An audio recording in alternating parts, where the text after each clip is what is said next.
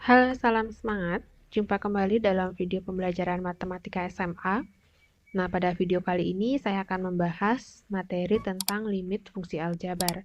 Silakan disimak video pembelajaran ini dengan baik ya.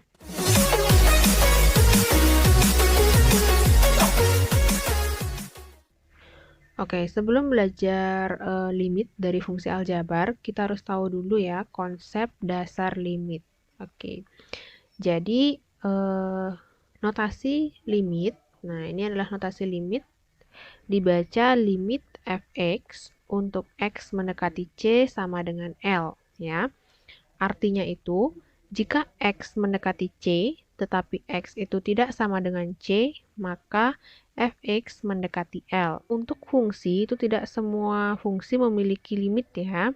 Jadi syarat suatu fungsi memiliki limit yaitu jika limit kiri sama dengan limit kanan. Nah, bentuknya ini bisa dituliskan dengan notasi limit fx untuk x mendekati c.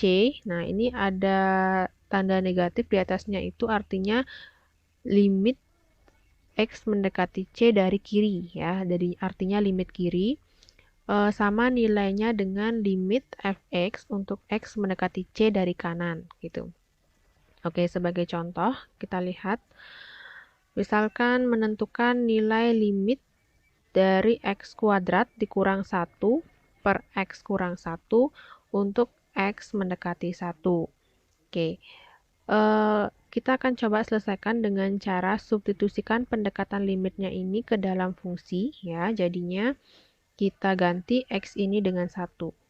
Jadinya 1 kuadrat dikurang 1 per 1 kurang 1. Di 1 kuadrat 1 dikurangi 1, 0 ya. Berarti jadinya 0 per 0. Nah, ini merupakan bentuk tak tentu dari nilai limit. Karena bentuknya tak tentu, kita akan cari pendekatan limit dari kiri dan juga dari kanan dari 1 gitu ya. Jadi kita akan buatkan sebuah tabel. Nah, pada tabel ini ada nilai x atau pendekatan x yang kita buat. Nah, misalkan kan di sini x-nya mendekati 1. Kita cari pendekatan limitnya dari kiri. Nah, jadi dari kiri misalnya kita ambil 0,99, kemudian 0,95, dan 0,9. Kemudian pendekatan limitnya dari kanan, kita ambil 1,01, 1,05, dan 1,1.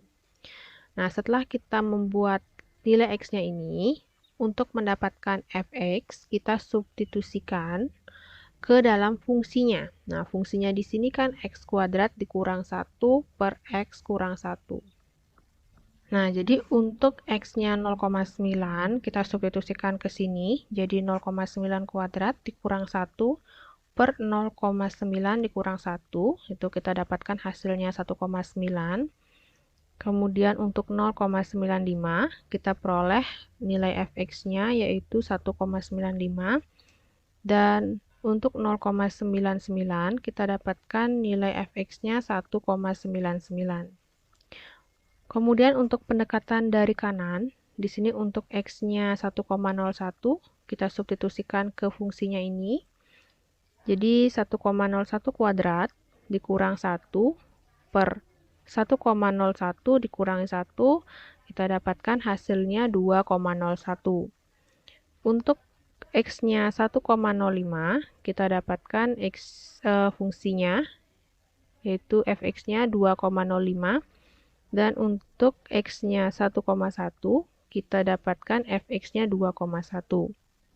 Nah, kalau kita lihat pendekatan limit dari kiri maupun dari kanan ini kan mendekati 2 ya. 1,99 kemudian 2,01 itu mendekati 2. Nah, jadi dengan menggunakan pendekatan limit kiri dan juga limit kanan dari soal ini kita dapatkan pendekatannya 2 ya. Jadi kita tuliskan limit x kuadrat kurang 1 per x kurang 1 untuk x mendekati 1 dari kiri, itu kita dapatkan 2. Karena mendekati 2 di sini ya, 1,99-nya. Kemudian untuk limit x kuadrat kurang 1 per x kurang 1 untuk x mendekati 1 dari kanan, juga di sini pendekatannya 2. Nah, karena limit kiri dan juga limit kanannya sama, itu sama-sama mendekati 2, maka kita simpulkan limit x kuadrat kurang 1 per x kurang 1 untuk x mendekati 1, itu hasilnya adalah 2. Tuh. Jadi, ketika kita menemukan nilai limit dalam bentuk tak tentu, kita bisa menggunakan pendekatan limitnya, itu dari kiri dan juga dari kanan. Ataupun bentuk seperti ini bisa kita gunakan dengan cara pemfaktoran, ya. Jadi, bentuk dari limit x kuadrat kurang 1 per x kurang 1 untuk x mendekati 1, ini fungsinya bisa kita faktorkan ya, yaitu x kuadrat kurang 1-nya, hasil faktornya adalah x plus 1 dan x kurang 1. Nah, di sini kan ada bentuk yang bisa kita sederhanakan ya.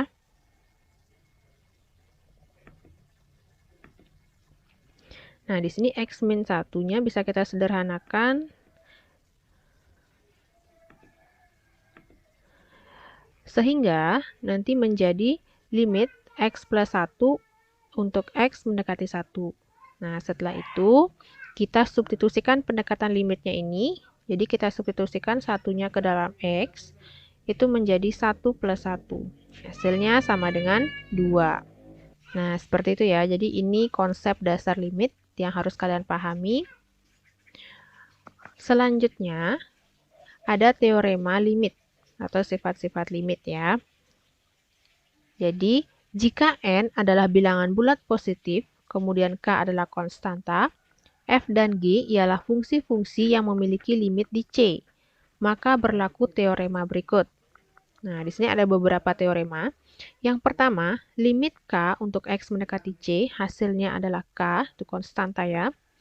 Kemudian yang kedua, limit x untuk x mendekati C, hasilnya adalah C. Kemudian limit k kali fx untuk x mendekati C. Nah, penyelesaiannya kita bisa keluarkan k-nya dulu, kemudian kita cari nilai limit dari fx-nya. Kemudian di sini ada penjumlahan, pengurangan, perkalian, dan juga pembagian limit. Jadi misalkan penjumlahannya limit fx tambah gx untuk x mendekati C. Nah, di sini bisa kita selesaikan dengan cara mencari nilai limit dari masing-masing fungsinya dulu, ya. Kemudian ada teorema limit dalam bentuk pangkat. Di sini limit fx pangkat n untuk x mendekati C. Penyelesaiannya bisa kita cari nilai limit fungsinya dulu, baru dikuadratkan, gitu ya. Selanjutnya, kita akan lihat cara menentukan nilai limit fungsi aljabar. Untuk menentukan nilai limit fungsi aljabar, di sini ada langkah penyelesaiannya. Yang pertama dengan cara substitusi, yaitu substitusi langsung ya. Jika limit fx untuk x mendekati C sama dengan fc. Nah, contohnya seperti ini. Tentukan nilai limit untuk 2x kurang 11 untuk x mendekati 8. Nah, karena dengan cara substitusi langsung, berarti kita akan substitusikan pendekatan limitnya, yaitu 8 ke dalam fungsinya. Sehingga menjadi 2 dikali 8 dikurang 11. Nah, 2 kali 8, 16 ya. Dikurang 11, hasilnya 5. Nah, ini hasilnya dengan substitusi langsung ya. Dan ini merupakan bentuk tentu ya. Karena hasilnya pasti, yaitu 5. Nah, kita coba lihat contoh yang lain. Itu contoh kedua.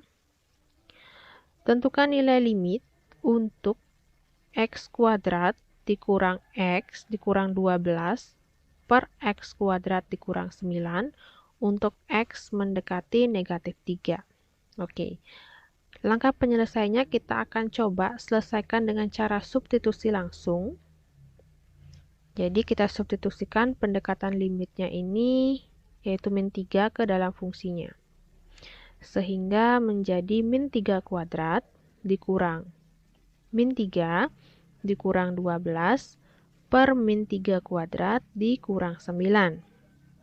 Di sini min 3 kuadrat hasilnya 9, kemudian ini menjadi positif 3.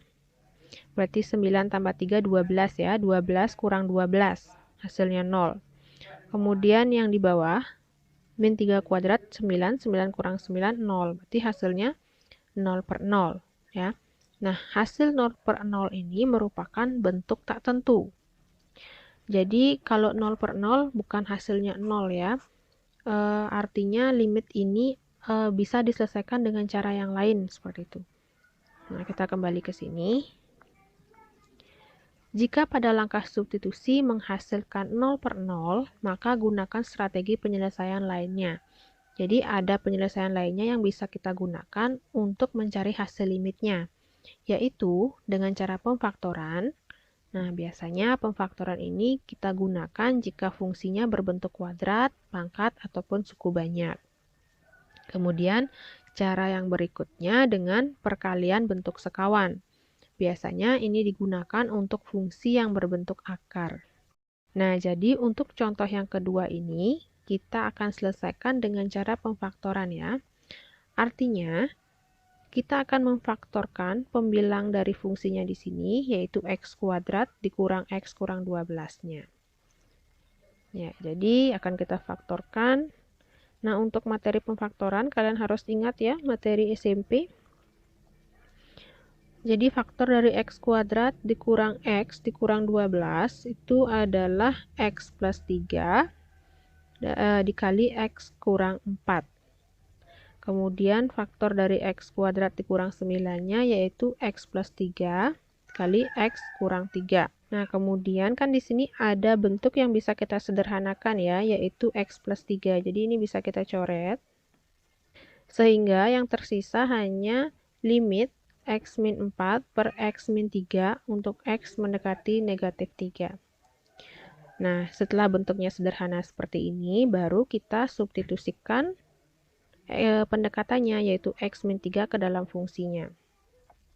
Sehingga menjadi limit x min 4 per x min 3 untuk x mendekati negatif 3, yaitu min 3 dikurang 4 per min 3 kurang 3. Hasilnya adalah negatif 7 per negatif 6 atau 7 per 6. Nah, jadi dari contoh 1 dan 2 saya simpulkan dulu. Untuk menentukan nilai limit, langkah pertama kita harus cek dulu limit itu apakah bisa diselesaikan dengan substitusi langsung. Nah, kalau menghasilkan bentuk tentu, berarti cukup sampai substitusi langsung. Tetapi, ketika kita mensubstitusi, hasilnya adalah bentuk tak tentu, yaitu 0/0, maka kita gunakan dua cara lain, yaitu dengan pemfaktoran ataupun dengan perkalian bentuk sekawan. Nah, setelah mendapat penyederhanaan, seperti contoh yang kedua, sampai di sini ya, kembali kita lakukan substitusi langsungnya. Gitu. Nah, perlu kalian catat juga, ketika kalian memfaktorkan atau menyederhanakan, bentuk limit ini tetap kalian tulis ya. Jadi limit pendekatannya tetap kalian tulis. Nah, setelah masuk proses substitusi seperti di sini, baru bentuk limit ini sudah tidak perlu ditulis lagi. Karena kita sudah mencari hasil, sudah disubstitusikan gitu ya. Itu yang harus kalian catat. Oke. Menentukan nilai limit fungsi aljabar, jadi ada 3 cara ya, substitusi langsung, pemfaktoran, dan perkalian bentuk sekawan. Selanjutnya, kita lihat contoh soal lainnya. Oke, contoh 3. Tentukan nilai limit dari x kuadrat dikurang 4 per akar x plus 7 kurang 3 untuk x mendekati 2. Oke, penyelesaiannya kita akan substitusikan langsung dulu pendekatan limitnya supaya tahu apakah ini menghasilkan bentuk tentu atau bentuk tak tentu. Jadi pendekatan limitnya di sini 2, maka 2 kuadrat dikurang 4 per akar 2 tambah 7 dikurang 3. Hasilnya di sini 2 kuadrat adalah 4, kemudian akar 2 tambah 7 menjadi akar 9 ya. Jadi 4 dikurang 4, 0. Kemudian akar 9, 3 ya. Jadi 3 kurang 3 juga 0. Jadi 0/0. Nah, ini kan bentuknya tak tentu ya. Otomatis karena bentuknya tak tentu, kita akan gunakan cara lain. Nah, karena di sini ada akar. Kalian ingat tadi di awal ya, kalau fungsinya dalam bentuk akar, kita gunakan perkalian bentuk sekawan. Oke, jadi contoh yang ketiga ini kita akan selesaikan dengan perkalian bentuk sekawan. Artinya, perkalian bentuk sekawan itu kita kalikan pembilang dan penyebut dengan sekawan dari penyebut. Di sini kan penyebutnya akar X plus 7 kurang 3. Berarti sekawannya itu menjadi akar X plus 7 tambah 3. Ya. Jadi, ini menjadi limit X kuadrat dikurang 4 per akar X plus 7 kurang 3 dikali, nah sekawannya akar X plus 7 tambah 3 per akar X plus 7 tambah 3 untuk X mendekati 2. Untuk perkaliannya, kalian harus mengingat kembali. Jadi, perkalian pembilangnya ini tetap ya.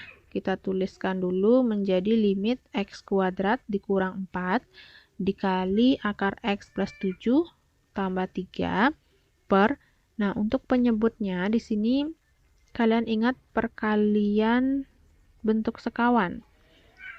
Di sini akar X plus 7 dikurang 3 dikali akar X plus 7 tambah 3, itu akar dikali akar, kan akarnya udah hilang ya, jadi X plus 7.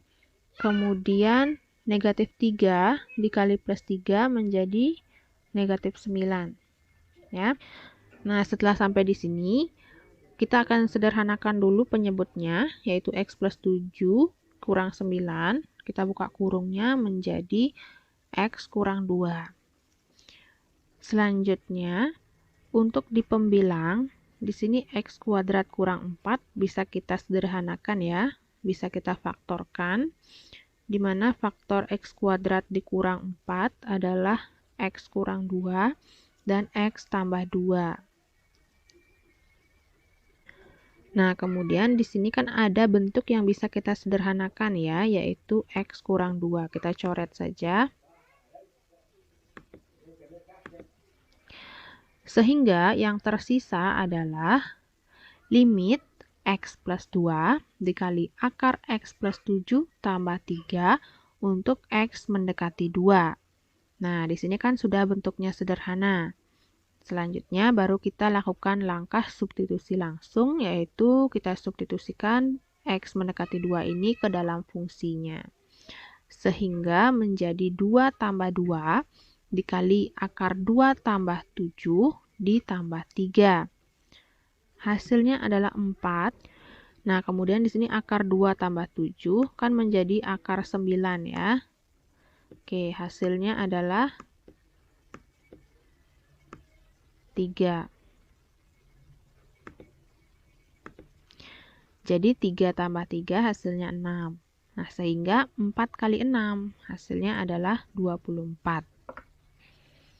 Oke, jadi untuk contoh soal nomor 3, yaitu limit X kuadrat dikurang 4 per akar X tambah 7 kurang 3, untuk X mendekati 2, hasilnya adalah 24.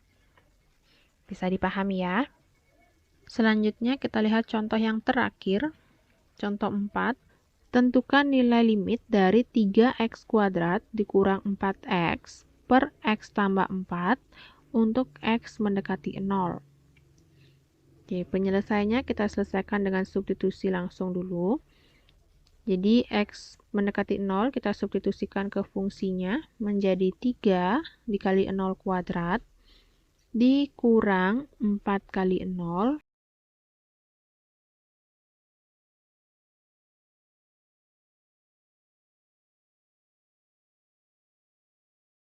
per 0 ditambah 4. Di sini 0 kuadrat 0 dikali 3 berarti 0, 4 kali 0 juga 0, berarti 0 per 4, hasilnya 0. Nah, 0 per 4, hasilnya 0, ini merupakan bentuk tentu, ya. Jadi, hasil dari limit 3x kuadrat dikurang 4x per x tambah 4 untuk x mendekati 0, ini hasilnya adalah 0. Jadi, tidak perlu lagi melakukan solusi penyelesaian lainnya, karena sudah bentuknya tentu, ya, jadi hasilnya 0. Beda kalau hasilnya 0 per 0, itu baru bentuk tak tentu, baru diselesaikan dengan solusi lainnya. Oke? Nah, jadi sekian dulu materi dan juga contoh soal mengenai konsep dasar limit fungsi aljabar. Semoga video pembelajaran mengenai konsep dasar limit dari fungsi aljabar ini bisa dipahami dengan baik, karena konsep dasar limit fungsi aljabar ini akan kita gunakan juga untuk menyelesaikan soal limit fungsi trigonometri ya. Jadi ini sangat berguna untuk kita belajar di limit fungsi trigonometri. Jadi mohon dipahami dengan baik ya. Selamat belajar dan sampai jumpa di video berikutnya. Bye bye.